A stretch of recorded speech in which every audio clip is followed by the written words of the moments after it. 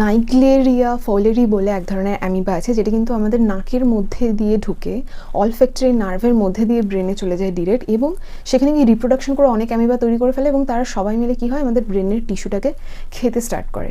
তাই জন্য একে ব্রেন ইটিং বা মানুষ খেকো অ্যামিবা বলা হয়ে থাকে, ঠিক আছে, বা মাথা খেকো অ্যামিবা বলা হয়ে থাকে।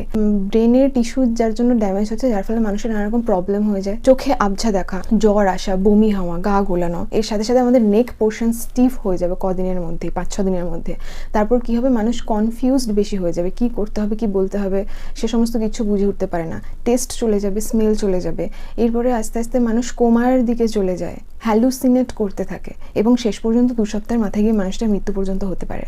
ইয়েস, এই অ্যামিবার এতটাই ক্ষমতা, এবং এরকম দেখা গেছে রিপোর্টে 97% কিন্তু ডেথ রেট, বাদবাকি যারা মরেননি তারা কিন্তু কোমায় চলে গেছেন, মানে খুবই ডেঞ্জারাস টাইপের একটা অ্যামিবা। তো এই অ্যামিবা পাওয়া যায় কোথায়?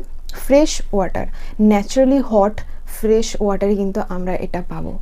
ওকে, এরা কিন্তু মুখ দিয়ে খেলে বা মুখের মধ্যে দিয়ে ঢুকলে কিন্তু ডিরেক্ট ব্রেন পর্যন্ত পৌঁছাতে পারে না, তাই কোনো রকম অসুবিধা হয় না, এবং এটা একটা মানুষ থেকে আরেকটা মানুষে যেতে পারে না। ওকে, শুধুমাত্র নাক দিয়েই এরা ব্রেনে ঢুকতে পারে, ঠিক আছে। আর তাই জন্য বলা হয় কোনো কন্টামিনেটেড কোনো জায়গাতে, ন্যাচারালি যেটা কিনা গরম কোনো পুকুরে বা কোনো অন্যান্য যেখানে সেখানে কিন্তু ময়লা জায়গাতে কিন্তু চান করতে নেই, ঠিক আছে।